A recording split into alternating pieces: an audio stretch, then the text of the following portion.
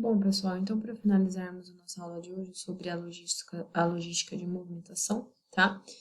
Vamos falar sobre as principais etapas da logística de movimentação. A primeira etapa é definir o fluxo de movimentação. A segunda etapa, definir a modelagem dos fluxos de processos. A terceira etapa, provimento de equipamentos e controle de manutenção. A quarta etapa, o controle de uso de combustíveis. A quinta etapa, a formação de operadores. E a sexta, a pesquisa de novas tecnologias. Então, vamos iniciar hoje a primeira etapa, que é a definição do fluxo de movimentação. E aí, nas próximas aulas, nós falaremos um pouquinho, tá, sobre cada uma dessas etapas com mais detalhes. Bom, gente, a definição, né, do fluxo de movimentação é feita pela, pela movimentação dos materiais, né? Então, qual o custo inicial, né, das matérias-primas, qual o custo envolvido em toda a produção. Então, o que eu preciso de matéria-prima para que a indústria não pare, né? Para que o processo não pare. Então, o que eu preciso definir ali para que a movimentação seja contínua, né? Para que esse produto esteja sempre passando por uma etapa dentro do processo, né? Então, o que eu preciso nesse momento é definir esse fluxo, tá? E a definição também vai determinar a localização dos materiais, dos insumos, das ferramentas, tá?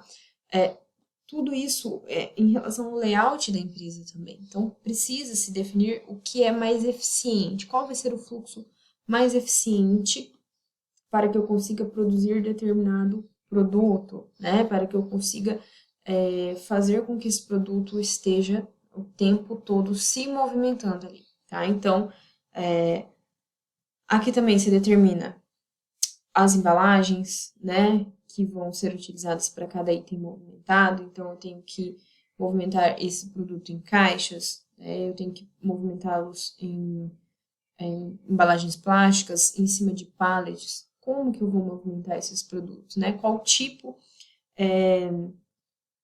tipo de material que está envolvido nessa movimentação? Então, eu preciso organizar inicialmente tudo o que envolve o meu processo, tá? Desde o início, tá? Desde a chegada da matéria-prima, tá? Até o fim, onde o meu produto é levado para distribuição né, chega diretamente ao consumidor. Então, com base, né, gente, no layout físico da empresa, são definidas as melhores formas. E isso vai depender da empresa. Então, vai depender do layout da empresa, do tamanho da empresa, da quantidade de produtos que ela vai movimentar, da quantidade de movimentações, porque isso é muito variável. Isso vai sempre estar dependendo da quantidade de processos, né, que se tem ali dentro da minha empresa, da quantidade de setores que meu produto vai passar, né, dentro da linha de produção. Então, isso é bastante variável.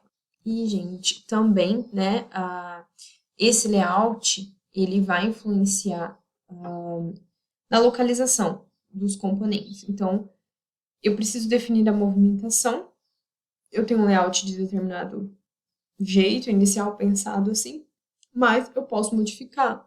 Então, eu posso modificar a localização dos componentes, dos produtos, dos materiais, de forma que a movimentação fique mais fácil, tá? De forma que fique mais eficiente, mais rápida, mais fácil e tudo mais. Então, isso sempre vai depender da estrutura da empresa, basicamente, tá?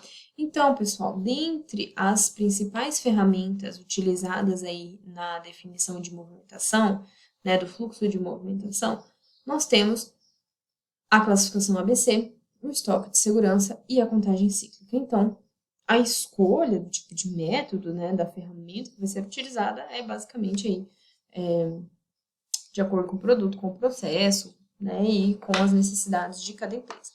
Mas, basicamente, né, essas são as principais, as mais utilizadas. Existem outras formas de organização e tudo mais, mas hoje nós vamos falar um pouquinho sobre a classificação ABC. Tá? Nas próximas aulas a gente fala sobre o estoque de segurança e a contagem cíclica.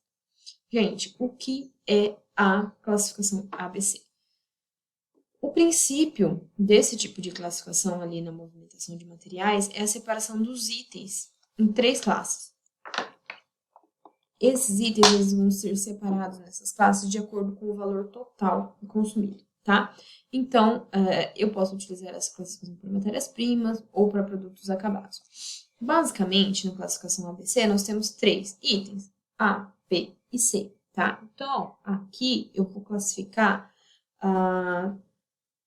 os produtos em relação à sua utilização, tá? Ou a quantidade que são consumidos. Então, basicamente, os itens A, então a gente pode ver aqui nesse gráfico de forma mais visual. O item A, tá? Ele vai corresponder a 20% em quantidade. Então, são os itens que têm quantidade menor, mas tem um valor maior. Então, 80% em valor. Então, eu consigo classificar. Esses são os itens que eu vou colocar em A.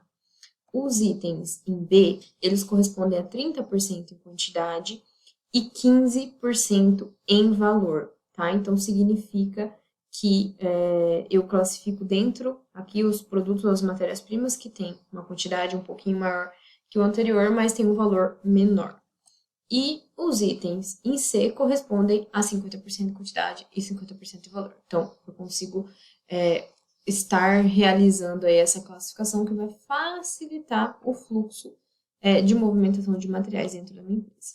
E aí, gente, essa técnica ABC, né, ela pode ser dividida em 3 etapas principais, que são a coleta de dados, né, os cálculos do custo anual para cada item e a organização dos itens em ordem decrescente de valor.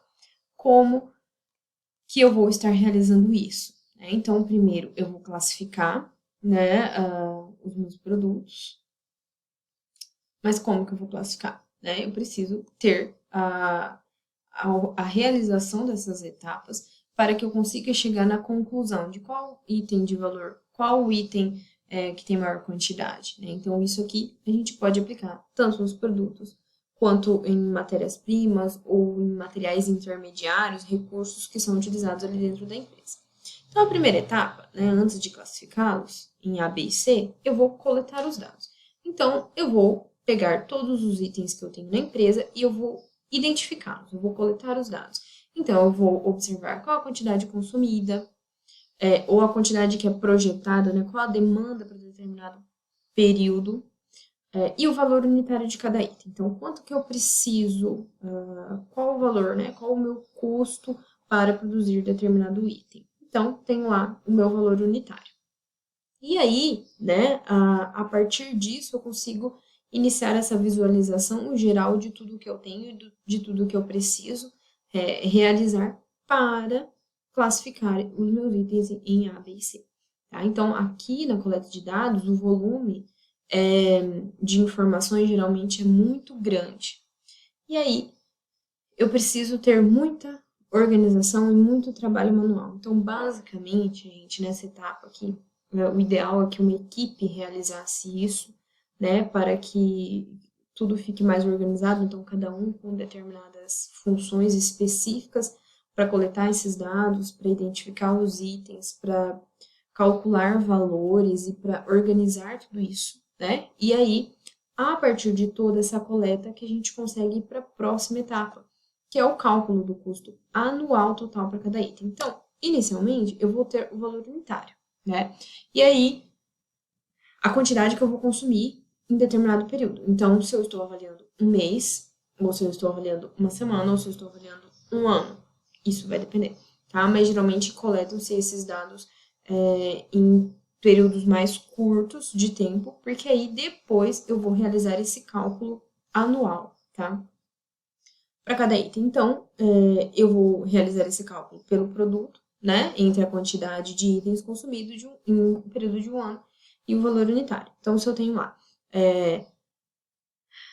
que eu produzo cada celular por R$ 1, o meu custo é R$ 1, eu tenho dentro de um ano, eu vou gastar, né? Se fosse um por mês, eu gastaria R$ 12. Mas aí eu tenho uma produção, sei lá, de 1.000, 1 milhão, enfim. Eu vou ter a quantidade de produto que eu vou ter que produzir naquele ano, né? Então, eu tenho a quantidade que eu vou produzir nesse ano, com base nessas expectativas de demanda. Então, a gente sempre tem que considerar a demanda de consumo do produto e as variações que ocorrem ali no mercado, mas tudo isso já está inserido aqui, né? E a partir de todas essas considerações, eu vou conseguir ter o meu custo total de um ano inteiro para cada um dos itens que eu vou produzir, tá? E, por fim, a organização dos itens em ordem decrescente de valor, tá? Então, os itens são organizados, né, do valor maior para o menor, e aí eu consigo classificá-los, né, ou em termos de valor ou em termos de quantidade, nas categorias A, B e C, tá? Então, se eu estou considerando em termos de valor, eu vou colocar o que tem um valor maior na categoria A, tem um valor menor na categoria B, e o que tem um valor mais baixo ainda na categoria C. Ou então, se eu for classificar em quantidades, eu vou colocar o produto na categoria A, que é mais utilizado, que possui maior quantidade e que precisa ser movimentado o tempo todo. Então, eu vou colocar ele na categoria A. O produto mais intermediário ali, que eu não utilizo grandes quantidades, né, na categoria B. E o menos utilizado, menos movimentado na categoria C. Então, isso aqui vai depender de cada empresa, de um estudo realizado em cada caso, né, pessoal? Então, o fluxo de movimentação, ele é algo muito específico, tá? Então, eu vou determinar isso com base no meu produto, no meu processo, no meu layout da empresa, do tipo de movimentação que eu quero, o objetivo da minha movimentação, os tipos de equipamentos que eu vou utilizar para movimentar. Então, tudo isso vai ser fundamental aqui nessa classificação, tá? Então, eu só vou conseguir movimentar os meus produtos de forma eficiente se eu tiver esse estudo inicial aí de todos esses fatores envolvidos na minha movimentação. Então, eu não vou ter um produto de qualidade, uma produção eficiente, uma movimentação eficiente, se eu não pensar em todos esses detalhes que vão impactar ou positivamente ou negativamente, tanto no meu processo como um todo, né, podendo haver aí atraso no processo, variações que vão gerar muitas vezes problemas no meu produto, defeitos, e aqui a gente sempre, né, quer reduzir os defeitos, né? Entregar um produto com a maior qualidade possível. E aqui é fundamental que se pense em toda essa logística de movimentação para que eu consiga, né, junto com todo o meu processo, com a organização de todo o meu processo, organizar também qual a melhor forma de movimentar os materiais dentro da empresa.